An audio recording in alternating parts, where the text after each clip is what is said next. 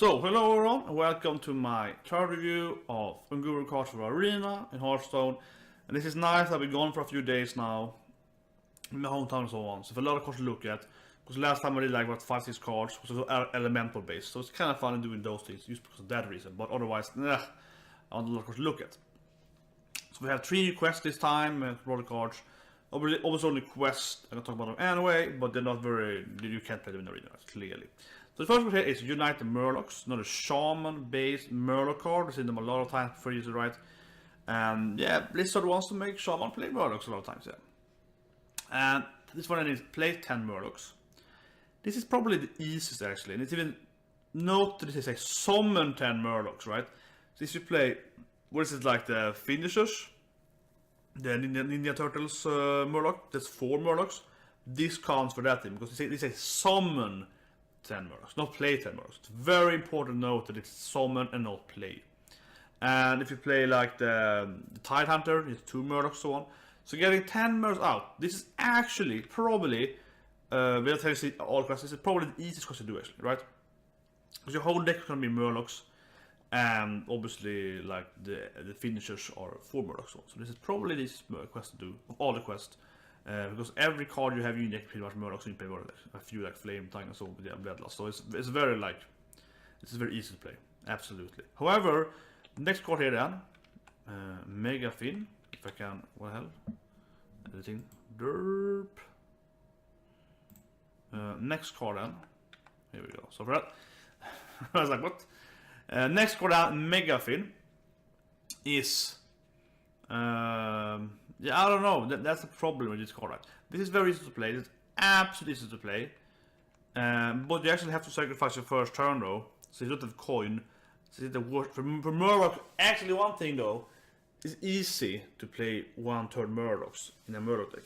So actually, that's one issue with this card, definitely. For that reason. Then you get this guy, it's like 8 for 5, just a big guy. Then you get more Murlocs. Like, he has no impact being big, yes, you can finish it. I don't know really, it's kind of weak, right? It's probably the weakest, easiest to get out, but obviously the weakest reward for playing it. This gives you a lot of random Murlocs, so I don't know, it's just really bad. If you can remove him, but let's show if you have like Murloc Warlord or so on, he might be good. He probably will still play, but I have to say though, actually thinking about it, that you will sacrifice your first turn, so they're gonna get 1 to you, you know, some 1 drop out, you get the quest done. Which is a little like that, actually. Maybe it's better in control actually, if you play some kind of Murloc control, because they have got a little card, but probably not. Afterwards then, we see this thing. This is like, oh my god, what it's called? Oh my god, the Druid card. I am blanking now right now. Anyway, the Druid card that does either 2 damage or summon 2 1/1s. This is the same thing, but you only get 1/1s.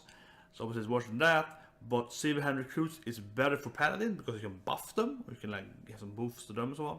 And generally the tokens are better for Paladins, but they're also pretty good for Druid as well. So it's kind of like, But for Arena then, obviously it's called, but yeah. That actually probably one of the hardest cards actually, the Murloc card played in Arena, because the other ones like sacrifice stuff you can get and so on, with like 10 Murlocs, that's a hard time to get in an Arena, yeah. The thing is that the summon 2 trends is actually really good in Arena. It's both removal and you get 2 1/1 dorks. And so turn 1, that's a really good advantage, especially against like 1 shooter guys like mages and so on. If you're facing something that can't shoot for 1, like a shaman, but it's very very strong in the beginning in Arena. But this thing can't shoot, of course. So in Arena, this is probably pretty crappy. Like in Arena, this is pretty bad. There are better 1-drops. It's like okay 1-drop, but it's very bad late game. So yeah, this is a pretty bad card in Arena. For Constructed, it might be good if it's a lot of like buff hand recruits, but some of those cards are actually going out, so I don't know. It's just like a pretty bad card overall, I think, actually. And also like the Smuggler run decks and so on, which are not that good in Constructed, but sometimes are. They can't use spells. And actually, that's good in Arena, actually. Paladin, I think, is pretty strong in Arena right now, mainly from Smuggler runs, so you buff your whole hand, so it's very hard to remove them. But when you play a lot of Smuggler, I played maybe let's say 20 to 30 runs with Smuggler run kind of decks, or more probably, but like 50 now. And when I do that, I always try to actually pick less spells as possible, because I want to push buff the whole hand. with the Goblin or Spider's Run. So obviously this card doesn't really fit that, so probably a bad card in Arena. Like a really bad card in Arena. This is very... Yeah, so this is like, what's this called? Like Savius, whatever it's called, yeah, the 1/1 that transforms. In Arena it's probably very good, actually, Molten Blade. Not like extremely good, but probably good, because weapons in general are good, right? And when you play Warrior and so on, you have to get a lot of weapons to do something. So yeah, so weapons are pretty good. You wait for a weapon that has good durability or like good damage, yeah. So it's, you know, it's probably good in Arena. It should be good in Arena. In Constructed though, I think it's maybe it's good, probably not. It's probably too slow. Well, maybe if you wait for it, Pirate, maybe. For Control, if you wait for something that has a lot of durability, perhaps. Still kind of fishy. In Arena, weapon sounds good. Okay, here's the next quest now. This quest is, yeah, definitely empowers you to play very, very cheap Face Hunter cards.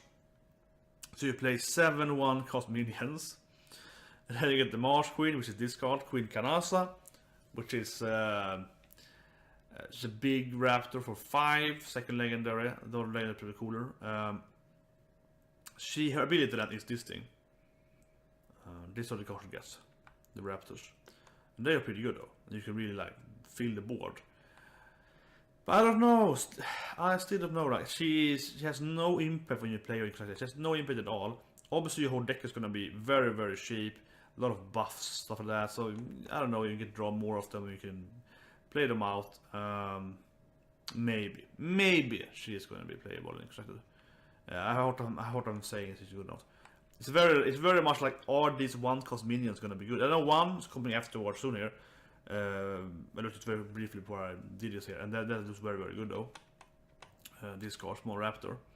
So Small Raptor definitely empowers this whole deck, absolutely. So the question is, can you have like, because you need pretty much like double that amount, at least like 15 1-drops that are good, and you probably won't, right? So that's a trick, the Marsh Queen here. You need a lot of 1-drops. Obviously in Arena you can play this card, absolutely not. So this card, however, is really, really good. This card is fantastic. I said it very briefly before, but I started to wait, wow, this is a really good card. Like this is a Small Raptor, it's a 2/1, and instead of being like a fairy bat, it's like 2/1 and you shoot 1 random damage. This gives you another card, which is a 4/3 Raptor, which is actually very cheap. And yeah, it's a 1-drop. So that is really insane. This card looks freaking insane. This card is gonna be ridiculously good in Arena. So even if you do lose the 2/1 to like a mage shot, a fire blast, you still get a 4/3 later on. It's a, you know, very, very good 1-drop. You just get a 4/3 in deck. It's very cheap. And if you can't remove it, if you play like a paladin or you're playing a shaman or something, a 2/1 is also good to have it in the first round to hit the total, so that can be really, really strong. So it's just fantastic. It looks amazing good in Arena, probably as well. And that, you should back at them, obviously for the Marsh Queen, these Small Raptors and then the big Raptor is going to be really, really good because they both get 1 mana. So at least that card is fitting perfectly. This all 5 cards here, like a senior guys, right? Absolutely, but this card also is, however, absolutely insanely good in Arena as well. That is amazing value. I mean, in Arena, if you can get like a 3/2 with this card, best case scenario, you play this card turn 1, and they have to like play something like a 2-drop that you can kill with the thing, and then you're insanely ahead, you know, in general card value if you can survive to get the 4/3. So it's crazy. But yeah, it's like a 3-drop for 1 mana, so you can shoot them in the face. So yeah, it looks very good. And Hunter is generally very strong now in Arena, so this card is absolutely huge value. Then we have this thing, yeah, Glacier Shard. So a new elemental. It looks pretty crappy. It looks like it's a Frost Shock. Get 2 1-drop. Is it a what's a Frost Shock though? You can kill something with it. I don't know. You can freeze the enemy, I guess. You can freeze the face with the weapon in hand. It looks generally pretty crappy. It's like a new elemental card that's pretty crappy.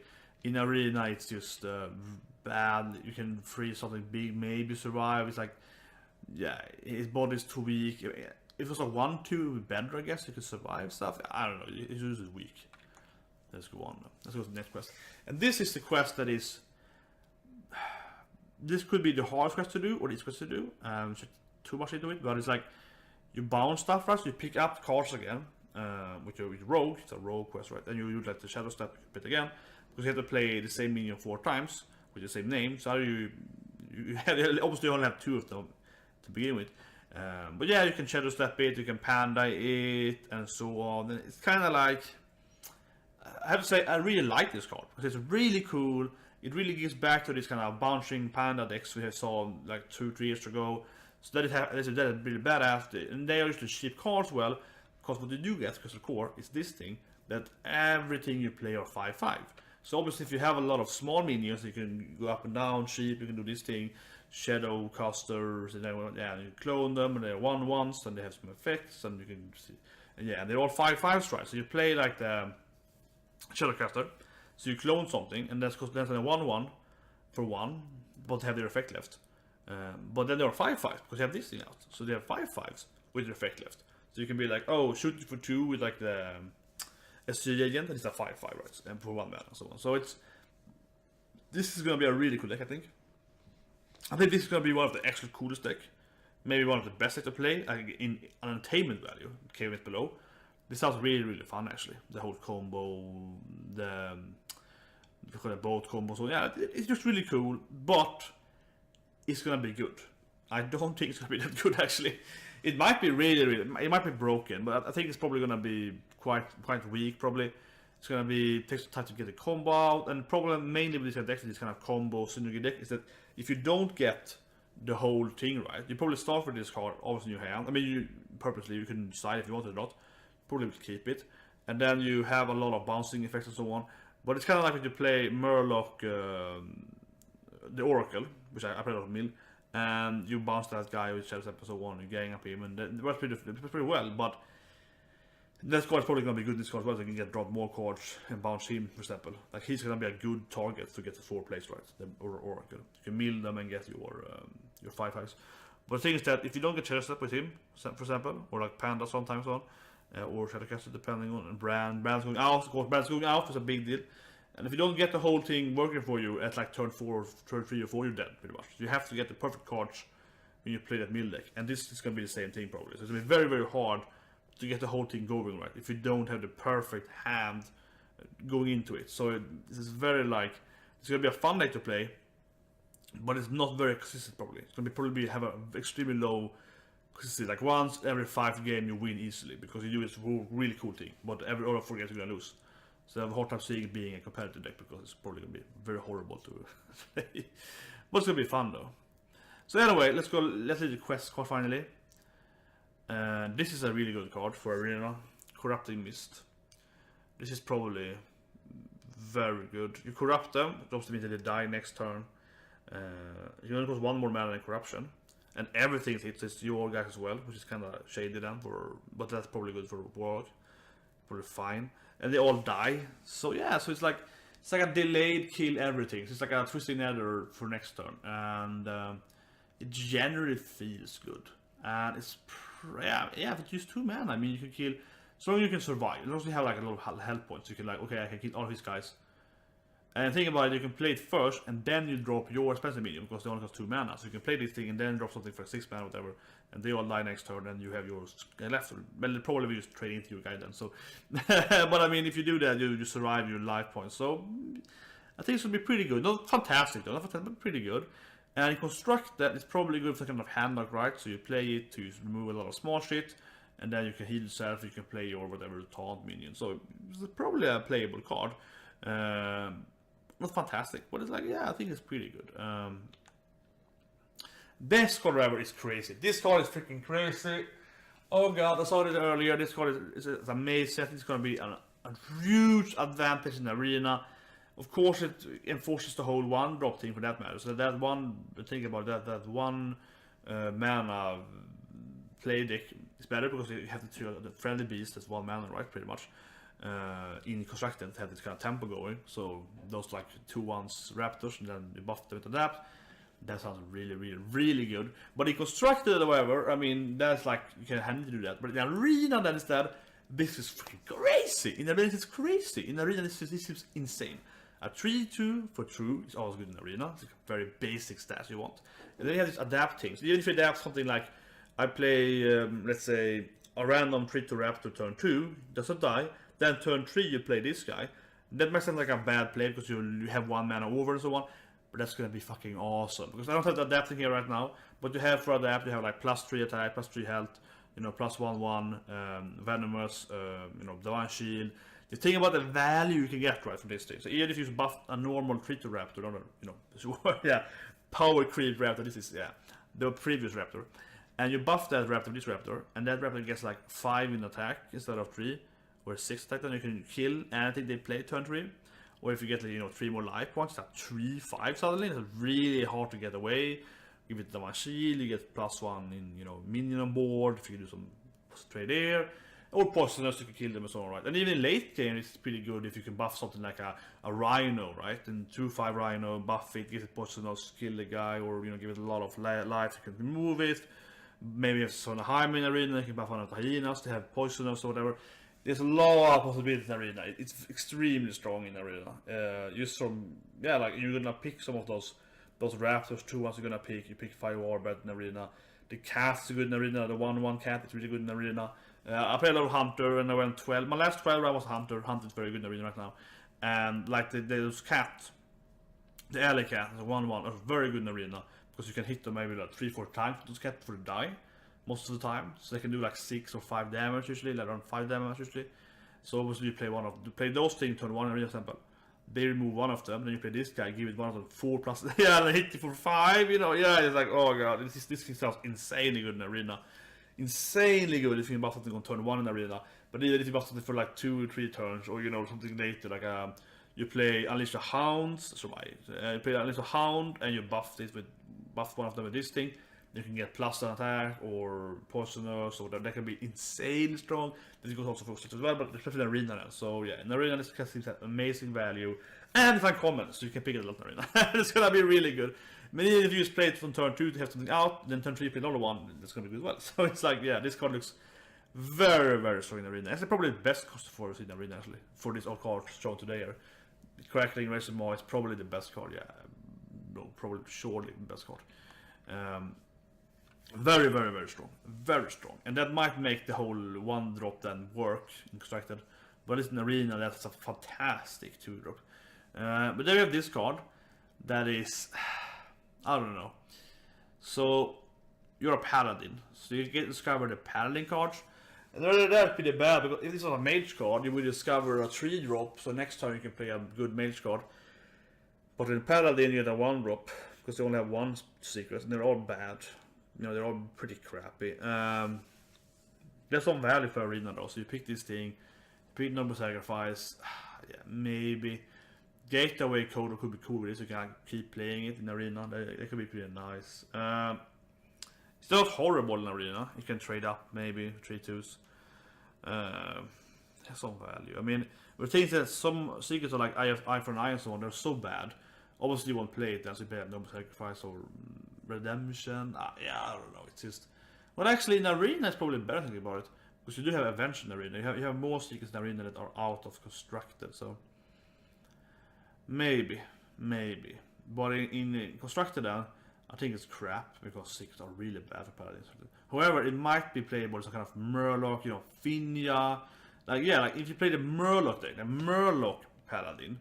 Then you can play the 2 for curve, and you can like, I'll pick a double sacrifice to protect my Murlocs or something else, you know. That might work. Or you play Finja, you get this one. Actually, Finja played this, you know, the battle price, so that's really crappy, I think about it. Yeah. But the whole like Murloc Finja decks are pretty popular with Paladin, and they're pretty good, so it's more like that you maybe you can play it in constructed, but it feels more like in arena it might be good.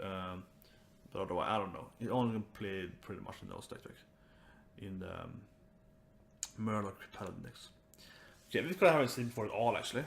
It's a priest card, I have no idea what it does. Long text. Curious Glimrot. Glimmerrot. Look at 3 cards. Guess which one started in your opponent's deck. What? Okay. Okay. This sounds like, so this is like so recognize operative, but you see, so you discover 3 cards, but only one of them is true. and if you pick the right one, you will you get it. So then it's exactly like an operative, was worse. So in Arena, this card is crap. This is a horrible card in Arena, and please have several good epic cards in Arena. It's like classic Cabana and so on. So this is probably a non-absolute don't pick this Arena. Because in Arena you have no fucking idea what you have in your deck, so it's a horrible Arena card, I say right away. You're never gonna, in Arena you're never gonna know, like, okay, so, oh, I see these 3 neutral cards. Yeah, you're never gonna know what you want in Arena with this thing, so this is absolutely unplayable in Arena. But in Constructed, it's probably actually pretty good because it's easy to usually. Obviously, netting. You know, in Constructed, it's probably like, oh yeah, you net decked a Shaman deck. Okay, I know what deck it is. It's probably very easy to actually kind of guess what deck it is, usually, and then you can just pick that. So in Arena, Constructed is probably pretty good. Well, 3 for 3. Yeah, it's stats on that, but yeah, it's probably pretty fine. If not, the game randomizes cards are very, very similar. So it's like, yeah, you play an elemental shaman and they're like showing the 2 elemental legendaries and plus another one. And you're like, I guess it could be either one of the legendaries. It's like, yeah, if you do that. It depends on how the game actually systemizes the randomization for it. Definitely. Hard to say how good this card is without seeing what card actually will show as lies. So it's showing 2 lies and 1 truth. And depending on how close lies are, that is, I think, is a big thing. But of course in Arena, say again, the Arena is horrible because you have no fucking idea in Arena. If you see like, okay, there's a class card and 2 legendaries or something like that, you can be like, well, it's probably the Crocodile Elite, not like the Rin or something. Yeah, it's like, yeah, it's probably the neutral, normal card or whatever. So, I guess, but it probably won't be that obvious, right? So it's like 3 uncommon neutrals in Arena. It's like, you know, it's gonna be impossible to pick pretty much. Sometimes you have to pick like Frost of Ground something, you know, because you have so bad picks, right? And if you see it with this thing, you're gonna be like, well, it's probably Frost of Ground, but it could be. So yeah, in Arena it's gonna be horrible. Okay, there's another pretty cool then. Mirage Caller. It's first time I've seen it well. Oh, nice. This is like a small version of the Volyash, whatever it's called, how pronounced. The what's it called? What's it called? All those faceless guys, right? For priest, because he copies one thing, he copies the whole board. His stats are horrible low, 2, 3 for 3. That is really bad stats. But the effect is really good in better decks. That's all about, right? So if you have a Sylvanas out, which is going out, but always example Sylvanas, and you copy her with this guy, you get a 1/1 Sylvanas, and then when she dies, you steal something, right? So obviously he's gonna be good in the whole Death Rattle Priest deck, so he fits the whole Awaken, Summon the Awakener, Avana, and so on. He's definitely for the whole Priest Death Rattle deck, for sure. But his stats are really bad. He's at a 2, 3 for 3, that's bad. 3-2 is better than 2-3, you know. So his stats are horrible. And the effect isn't actually that good. Unless like a really late game, so you can like copy Karn or something, or like, you know, Tyrion if you had that, something, you know, Paladin. That's when it gets better. So it's kind of like, yeah, I don't know, because if you play it on curve, what can you copy? That 1/1 that copies a card. The 4, yeah, it's like, no, it's not that good. So definitely effects for the first minions, for the first 1 and 3rd turn aren't that strong. And yeah, not that good. In Arena, it's okay, probably. Because in Arena, you do pick a lot of that as well, because they're good sticky minions. You do pick a lot of Divine Shield minions, so like, yeah, you copy whatever Divine Shield minion, because of one Divine Shield minion. That's okay. There's some value with it, but again, the stats are really bad, so you probably won't pick in Arena that much. You need to have something out, better on curve, yeah. In Arena, it's going to be a bad card in general. Depends on how your deck looks like in Arena. If you have a lot of Death Rattles, priests have more Death Rattles now, like by being the class of priests have a lot of the Death Rattles. So if you play, so you likely have more Death Rattles in general with priests now in Arena in the coming expansion, but this is probably not playable anyway. But it might be playable if you have like 20. If you can see what's your deck in Arena, and it's a lot of Death Rattle in a PD card, then it's fine, right? So you have to kind of know your deck. But like if it's the first pick in Arena, it's probably really crappy. So. Probably avoid. And this is another card for the rogue card actually. This is connected to the rogue quest. You can pretty much see that every quest has gained, you know, a few supported cards, right? New cards. This is like, yeah, draw a card and then you also get a copy of it. So this is obviously good pretty much only. It's like TCT actually, but it's weaker. So what you do is you draw a card, and if you draw, it's luck based. Yeah, this card is bad. Like this card is bad. Oh no, yeah, because the major problem here is that if you draw something like a spell, I mean, it could be good if you draw like a Eviscerate or something, but it's pretty much like what you want to draw here is a cheap thing you can bounce right for your quest, right? So you draw something here, you play the quest turn 1, on turn 2 you do something, remove maybe, sap, and turn 3 you play this card to get like, oh, give me a Murloc, Aurok, so I can bounce it several times. And then you get like Eviscerate, and you're like, well, that's a good removal, I guess, but that doesn't help me for my quest. So this is very randomized. This again makes the whole like that quest being a fun deck. I'm probably gonna love the deck. I love Rogue Meal and so on. I'm probably gonna love the deck, Mimic Pod and the quest and so on. But yeah,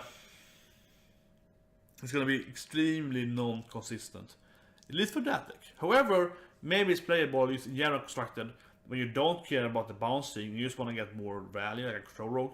And oh, I get another removal, nice. So maybe it's actually playable into general rogue.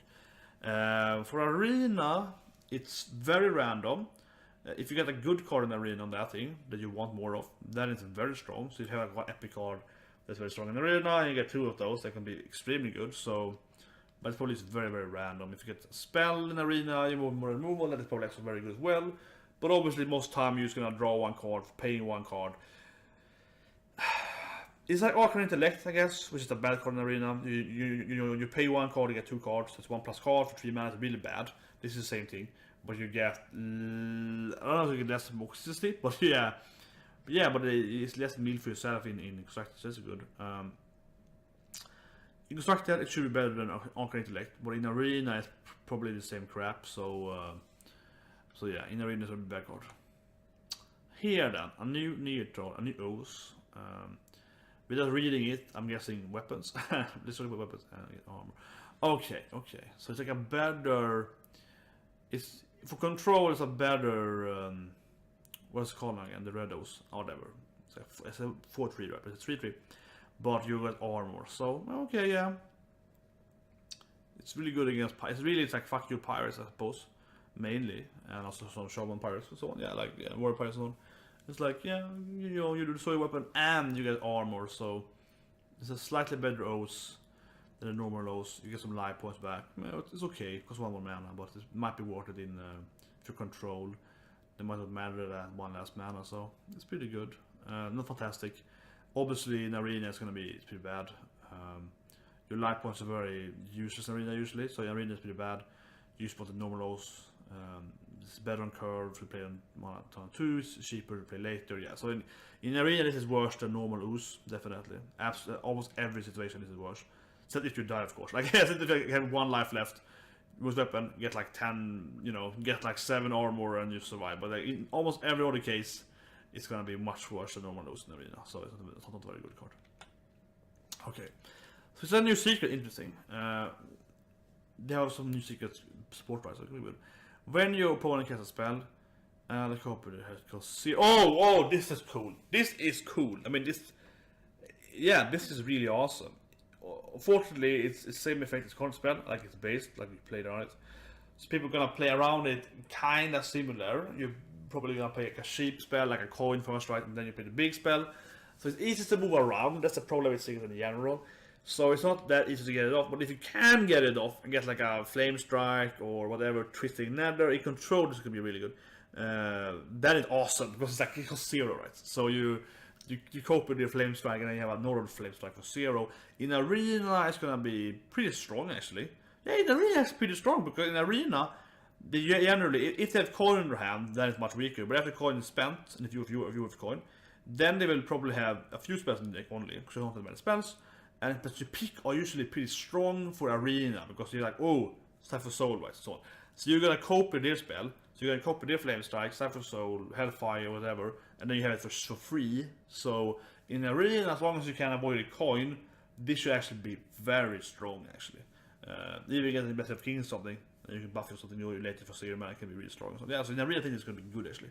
It actually looks really good actually in arena. It's more tempo swing and so on generally. I mean, yes, you can play it around, but I think generally it's a good card in arena. In constructed however, it's probably easy to play around. It might be really good, but easy to play around. You play shields first. But in like a very late game control matchups, it could be really good though. So you wait for like turn 10 or so and play it, and then they're like, oh, it's probably ice block, and then shoots it at you when you get it. But also doesn't save you from dying or saving your minions. So it's kind of like, it's very iffy. But in arena, I think it's pretty good actually. As long as you can avoid the coin, it should be good. So then you have this thing then, a new Murloc, no Murloc, Scout or Murloc. It is, okay, so in arena it's not very playable, you need another Murloc. In constructed it seems quite expensive, like a 2 for 3. And you probably do have another Murloc, so you get another Murloc, so you can discover more of them. So it might be good, it might give you a lot of value, it might be good for the quest that Shaman has. If you need more Murlocs to play, then maybe it's good, but yeah, I don't know, it seems pretty average. It's a lot of like, are other Murlocs good? Or general Murloc deck good? Then you can play this, you know, but otherwise not really. Then you have this thing, I like to tell Tower guys, Tower Stone Shaper. Okay, he's an elemental support guy, but it's not elemental itself. Okay. If you played an elemental last turn, gain taunt and divine shield. So he's like a Ascendian with divine shield. If you play the elemental last turn, the whole elemental thing, right? And that is pretty good. It's not fantastic. Well, taunt and divine shield are a very annoying combo, so I guess it's good. Yeah, he might be really good actually. It depends on how good elemental is. In arena, if you're playing Shaman or Mage, because those are two classes with, you know, elemental support pretty much. So far, we have seen some other ones, I think, one here and there, but those are like the main thing, Shaman especially. We have a Shaman Legendary actually coming later here as well. And yeah, so I think in arena, for Shaman at least, you can play this card probably pretty good. Like 3-5 for 4 is decent, and in arena, it's okay. And you do have a lot of elementals you want to pick for Shaman, like Fire Metal and so on. And yeah, Unbound Element for 3 mana, especially for 3, then this guy for 4. Yeah, so I think in arena for Shaman list, it's gonna be good. It's a big good card, and actually probably very good card probably, as long as your deck is decent elementals. But otherwise, I don't know really. You probably can't play it in other decks. I mean, 3-5-4-4 is okay. Okay, okay. It's not that bad. It's like, you know, it survives the 3 drops and 2 drops. You can get like maybe +1. Like calling out like while a teacher and turn 3 is usually kind of okay and so on. If you have to, so 3-5 use without the buffs, or yeah, it's like it's probably okay. So that's why it's quite probably really strong actually for Shaman the Mage if you have some decent deck for elementals, because any class can play this card in arena and be like, yeah, it's decent. It's not a fantastic card, but it's like 5 out of 10. It's okay. But if you get the buffs, then it's really good, right? So it's kind of like, either it's just kind of whatever, but it's playable, or you get something really strong, because the combo is very, very good, right? It's a cheaper Annoyutron, but 1 more health as well, yeah, for 1 more mana, so this is actually very, very strong. In Constructed, it's probably very easy to get the effect. The question is how good is that for 4 mana in the meta, you know? And actually, primarily, how good is the elemental deck, right? How good is the elemental deck? That's the big question, probably, maybe for Shaman. Otherwise, yeah, it's pretty easy to get it. So then this card is pretty cool. So this is living mana. So you get this like Trent that you get mana back for. So yeah, so it just 4 mana crystals to 2 minions. You know, so you get more of 2. You get more 2/2s the more mana you has. It's pretty interesting. So I mean, I don't mean actual mana. I mean like consistent crystal mana. So if you play this guy, you get a lot of 2/2s, right? Of course, that turn. And then, but if played like turn 10, you get more 2/2s, right? But actually, then you would. That is true actually. If you play it after turn 7, you actually will lose some mana because you can't fill out your board. Yeah, so you get these guys. Then when you die, you get the crystal back. But if you play it on turn 9, for example, you go to 0 mana, then you have 1 mana, and then you only get 8 mana up again. So actually, that's interesting. Yeah, it's actually worse to play it. Or maybe it doesn't happen. Maybe it won't remove everything. I don't know actually. I think it will. It probably will remove all the mana. So you're actually kind of losing out on mana if you play turn 10.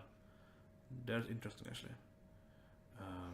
But anyway, yeah, this card it feels kind of weird. Like it's, if you silence them, I rather than a mass spell, yeah, then they have lost the game because you have used 7/7 tutus out, or I mean 2 7/7 out, and then they can't get the mana back, so they lost pretty much. I don't know. It's just you have to trade before you can play the next turn, and if they play, this is kind of funny because if they play something like an Annoyer Taunt, the best control, there's a 1/2 right with Taunt and the 1 shield, then you can't actually die with these guys. So you have to, 2 of them have to hit into 1/2. They won't die. You get your mana back. And there actually isn't that uncommon, especially in Arena, that someone play like that card or like the Armor Smith, you get a 0/5, you know, you see those cards sometimes played in Arena. Sludbelcher is very popular in Arena, of course. Second card is a 1/2 again, so on. So it's kind of fun in it because you have to be able to kill them off right.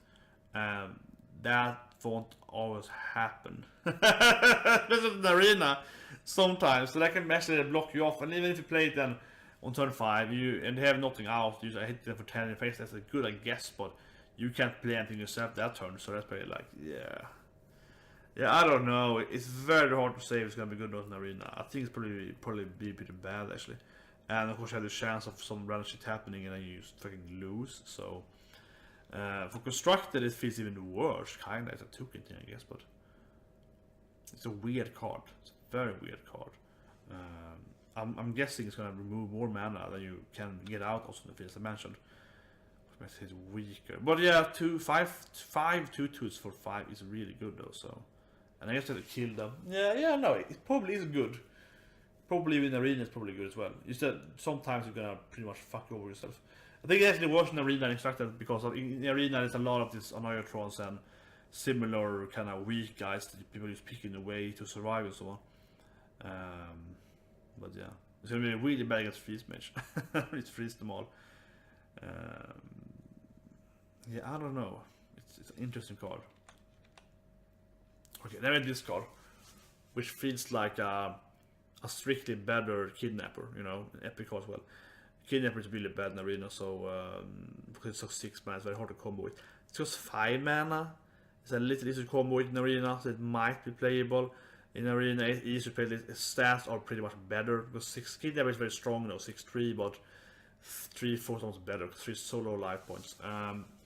But yeah, Kidnapper is very hard to play, and this is Sap effect. It's strong, which is better generally.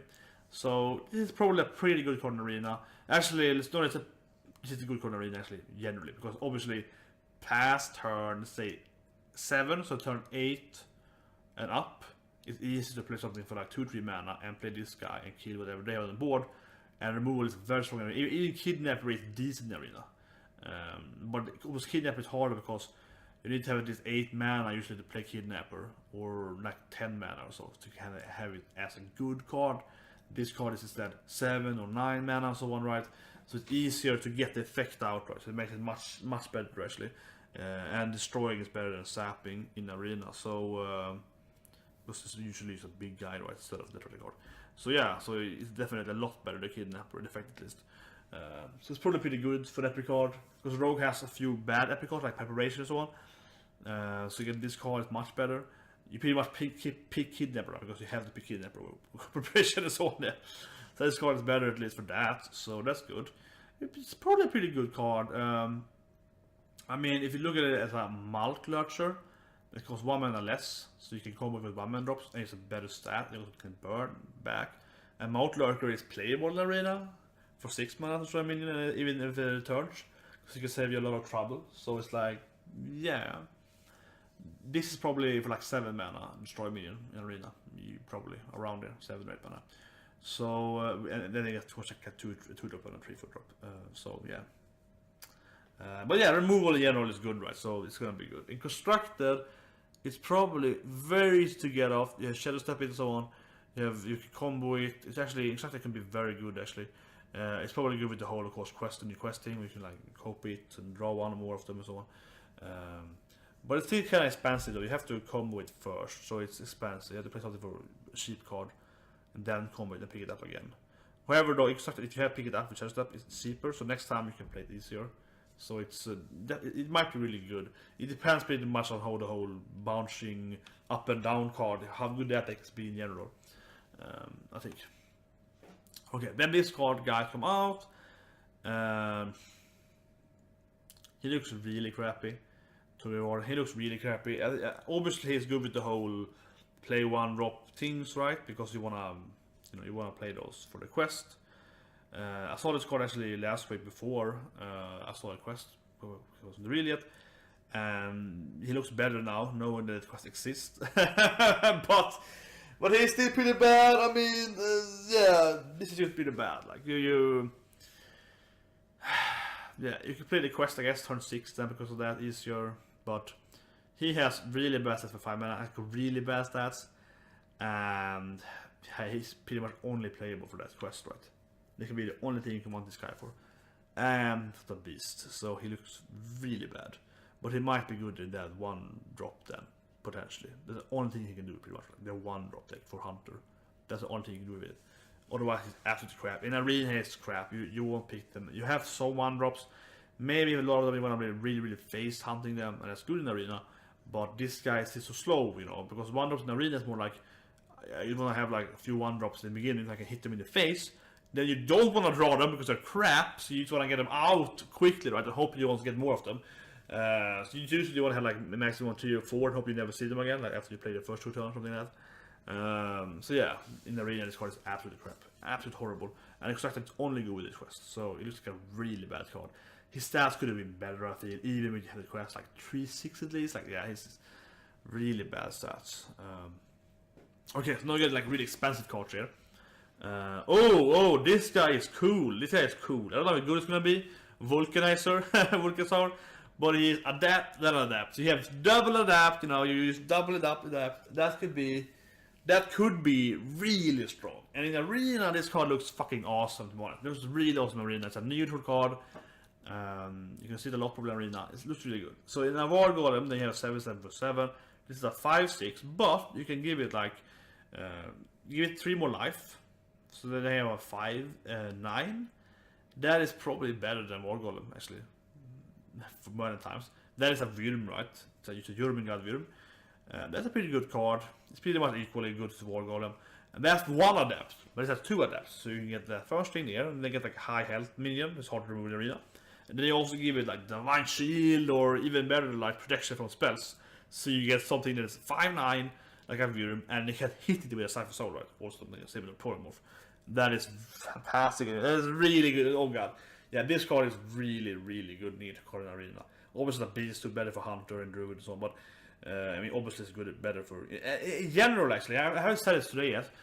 I mean I've been talking about Hunters today, and Hunters are really good in Arena, and generally it looks like Hunters are gonna be much better in Arena, right? And they even are one of the best classes right now in Arena, because a lot of these cards that are neutral are beast.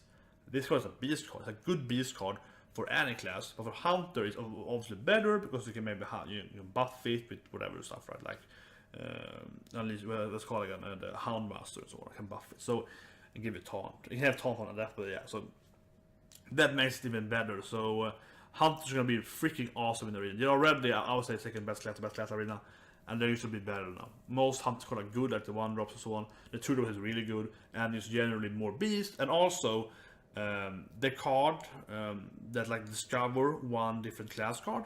Now we also have beast cards and more. We have like there's a legendary beast now with warriors coming later here. That card is going to be better for Hunter pick as well, right? So yeah, Hunter is definitely really good now in Arena.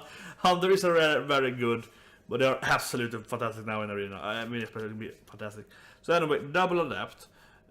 It looks really strong to me, because generally you get like a Wyrm and plus something else, like Divine Shield, or as I mentioned, the Protection of Spell, which is probably the best one. Venomous is probably not very useful. I mean, it's not bad, but it's like, if you have like a 5 attack power, you can help out potentially. Also, you get more attack, maybe. Probably it's best to get like, stat-wise, like 6/10, ++1/1, and more health. So you get like 6 is enough to kill almost everything, and then you have 10 life. That is probably the best if you're stat-wise.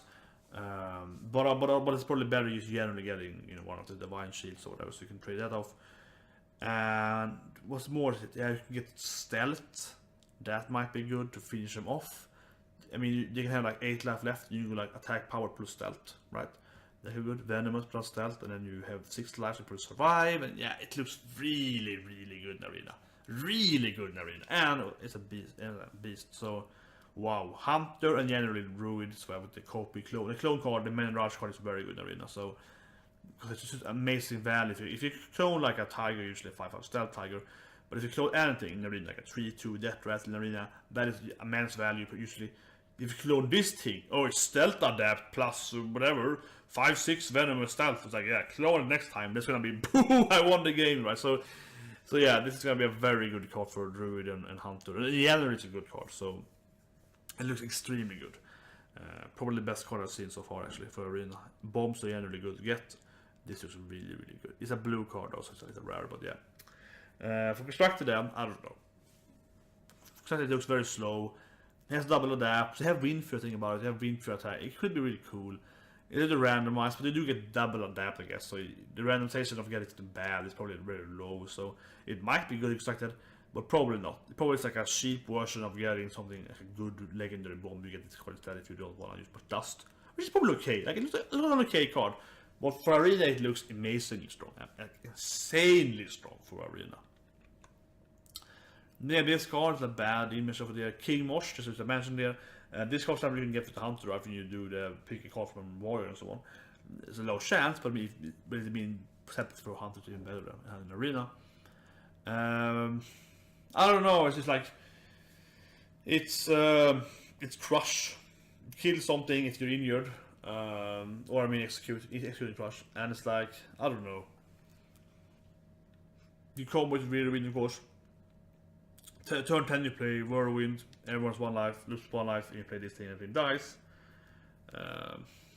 You can trade, you can hit something with a trade, and I mean, it's probably a good control warrior card. You can play it, the combo, like you hit something like a 3/2 into the 5/5, and then you do this or whatever, and it dies.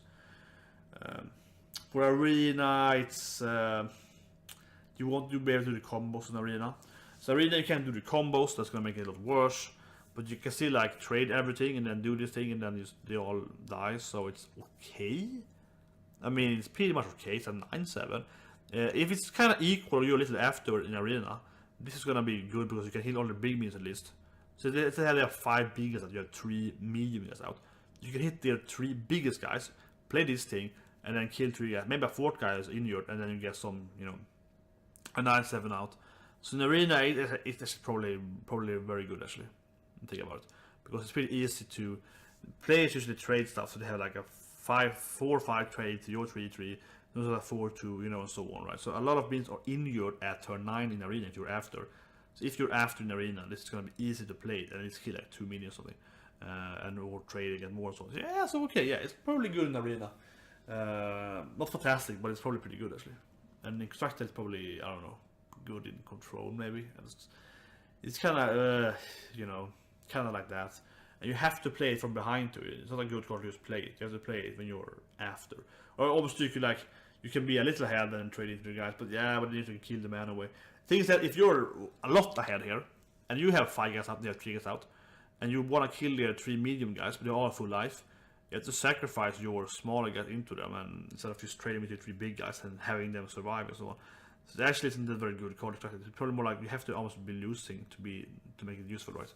But not too much either. If you use too much, you can't injure them. So you have to be after the opponent, but only after them somewhat enough, so you can injure them. So it's very like, I don't know. You need a combo pretty much to have it. And last then we have this thing, Kalimos, the Primal Lord. So he has, we saw there 4 different cards, and he's an elemental card, so it's very important that he's good if you want to play the Shaman elemental. And I like Shaman, it's my favorite class in Constructed to have gold Shaman and so on. And I played Shaman, you know, to legendary and so on, that's what I played the most. And yeah, so I'm hoping elemental to be good because I want to play Shaman elemental probably primarily. I also played a lot of Shaman in World of Warcraft, so you know, it kind of goes, you know, I play Death Knight and Shaman pretty much the most, and Hunter somewhat in World of Warcraft. And also like some priests, but yeah, most of those 3 classes. So I kind of want to go into Shaman, of course, which I've been doing somewhat in Warcraft. So yeah, so hopefully it's gonna be good.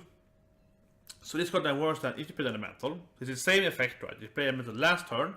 So obviously in the Shaman Elemental you need a lot of Elementals, so you can keep playing them every turn. That makes sense. You have the Firefly going up and down, and we know how that works. And if you do that, there's 7/7 for 8, which is okay. It's like, you can get a wall golem for 1 mana. So the stats aren't fantastic, but they aren't like super bad either. 7/7 for 8 is playable. It's not like a 3/3 for 8, right? So the effect doesn't have to be amazingly good, but the effect still has to be impactful and good, and so on, to make him worthwhile, right? And then we have these 4 cards. These are the cards. First of all, this is not random. If you play an elemental, you get to pick one of these cards here afterwards. So you pick one of the elements, right? The typical shaman elements: air, earth, water, or fire. And depending then on, you know, what you see, right? This stuff. And that actually makes him pretty useful, because his stats are decent, as I said, for 8 mana. Not fantastic, but they're decent. You get effect out, that means that you can see, okay, I need to do this, I need to get some life back. Water, okay, I need to be healing shaman. Okay, that makes sense. You know, so then you get a free greater potion, that could be great, for example. So they survive some aggro. Oh, but he has minions. I do the air and just hit them. Okay, that's nice. So, you know, that makes it the customizability here, that the freedom here of playing an 8-drop and say, I need AoE, I need heal, I need this, you know, I need some board, I need this, right? That makes it a lot of value. It's a lot of value in being able to pick what you want. So for constructed, for arena, if you play elementals, and I said it earlier, of course, again, elemental for shaman seems to be pretty easy to play out. And even if you didn't play elementals like as a deck earlier in Hearthstone, you would still pick fire elemental. You would pick elemental. You would pick the 3/6, what's called lava elemental, what is it called again? You would pick that card usually, it was like a water elemental with plus but worse than. So he was just pretty decent as well. There were earth elementals very good in arena. There were a couple of pretty much all the elemental cards for shaman were definitely pickable, or usually very good picks in arena, especially fire elemental. But I mean, generally they were all pretty good to pick. Unbound, like if you play one overlord team, 3/5 for 3, then you're very ahead and so on. So all of them are pretty good, right? Generally pretty good, especially fire elemental, I say again. But yeah, those are all very earth elemental. Yeah, so they're all good, pretty much. So Kalimos is probably a pretty good pick, because you're gonna be like, well, I pick Kalimos, especially early pick. I pick Kalimos, okay, then I just pick the elemental cards that I see, and they're all pretty good almost to this, and you get a pretty good deck, right? That's also worked so far in the arena for a shaman. So yeah, I think it's gonna be playable arena, absolutely, because you will have at least like 5 elemental and so on, and you, especially now in next expansion, with this card have a weight chance. Getting Firefly, getting that Stone elemental that looks pretty crappy, but okay still. It's like 7, it's 8, right? Those are going to be more easy to pick in the arena, because they will appear after. So at least during the expansion, Kalimos should be really good to get, if you have luck to get that in the arena. And the extracted then, as I mentioned, Stone elemental, I think it's called, right? It's played for 7 mana, right? So obviously you play that guy, then you play this guy. And then you can play Ursok if you want to, which is only for 5 more health, which is pretty bad. Yeah, and then you can play Ursok as a 5/10 for 9, and it's really bad.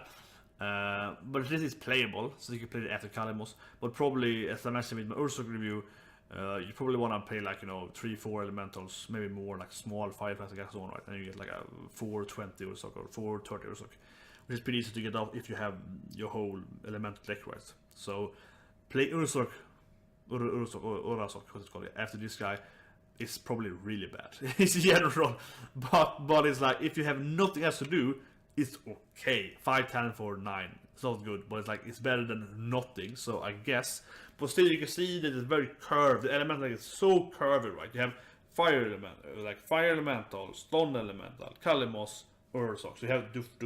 Right? So it's very curve based elemental. So it seems that elemental decks are probably very good if you have them, you know, oh, I got perfect curve, yeah, that's probably very strong, right? But if you're bad luck and you only get like some of them, it's probably very hard to play them. So yeah, that's a big thing with those cards. But anyway, I think it's a probably decent chance to get an arena. If you look at the effects then, as I mentioned, you have the kind of lightning storm, but it's better because it's always 3. That's pretty good. That can be really good if you survive some aggro. The thing is that water and air is kind of a similar thing here. One of them is like remove the small shit. That's what healing you from aggro pretty much. So Well, the water can be good in control spell and so on, but they're kind of similar in a sense. They're kind of anti-aggro, where fire is aggro. So yeah, so they're kind of like, but the air is pretty good though. Yeah, you know, it's a lightning storm. It's pretty good. 1-on-1 board is probably the most interesting. Is that good or not?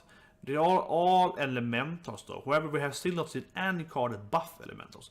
They're all like, if you play elemental, do this thing. No one is seeing, you know, boost to elemental. If you have some saying give all elemental +5 or something, then this card will be insane, right? Something that can boost elementals. So Invocation of Earth might be really good if you also get some elemental buffs, right? Then it might be a combo there. So next turn you play, you kill one of them off, and then you play like, okay, this guy gives every elemental on the board +3 or something, or +2 or something, right? That could be amazing and finish them. Of course you can play Bloodlust and so on, but yeah, or Flame Time. So it's probably the worst effect, but it might be really good depending on how it looks. So then you have the heal thing.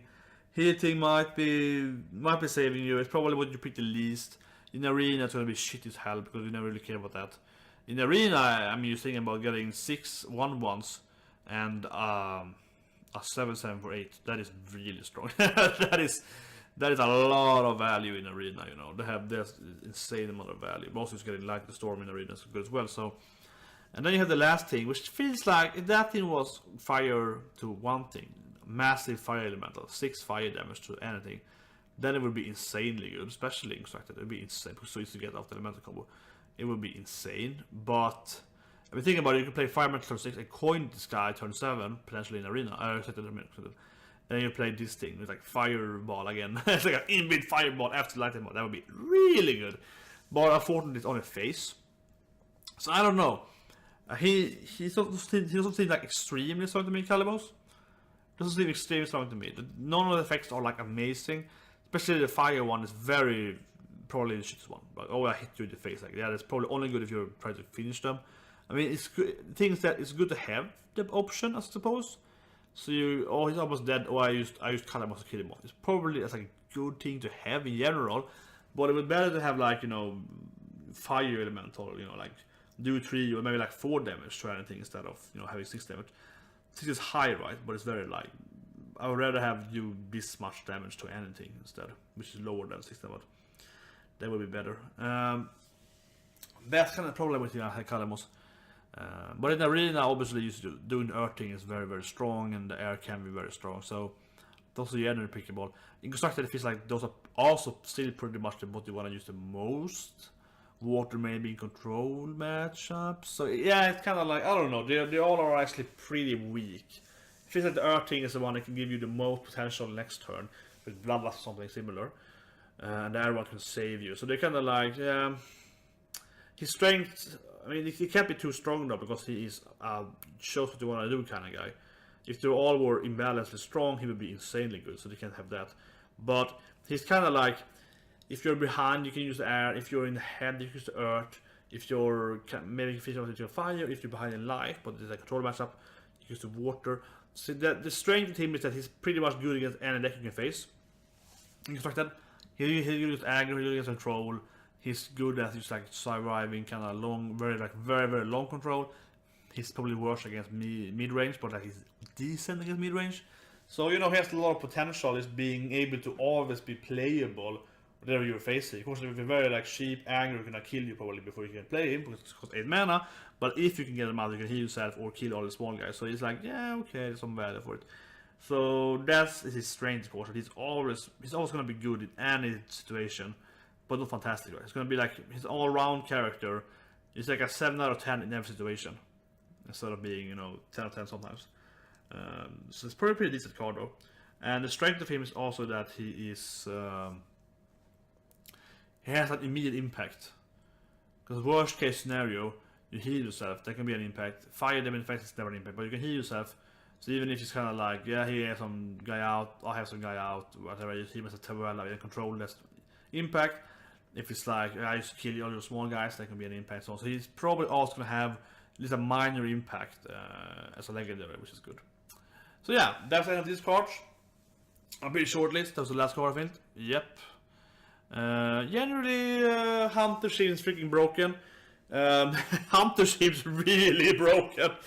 I said it earlier, Hunter is probably the best class now in the arena anyway.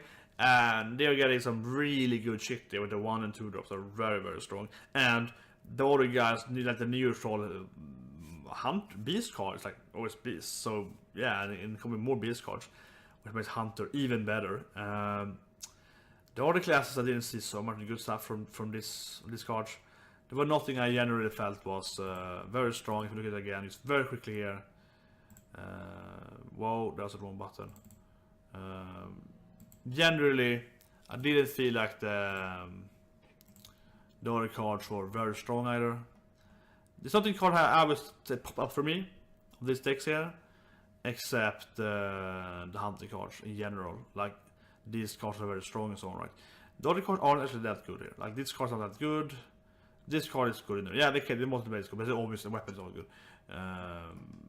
Yeah, nothing actually is sticking out to me. This card is also very good. As I mentioned earlier, this card is horrible in Arena. This card is like, I guess it's from Epic. It's okay. The mana bind is pretty good as well, though. Yeah, so generally it's like the beast cards in general for Hunter, right? This card is quite probably say the most we see a lot of play because it's a neutral card. You can play it. It's very good. The Vulcanizer, and it's very good. But again, it's a beast card. So out of this card, Hunter had at least like one really good new card for them and one really good class card for them. So that looks fantastic in general. So yeah, I don't know really. I'm gonna say. I mean, obviously Hunter for me is showing to be very, very strong, very prominent. They're already, I say, one of the top decks, top class pick in arena. So yeah, that's my conclusion for this at least. Hunter is gonna be even better in arena. So yeah, see you guys next time and have a good day.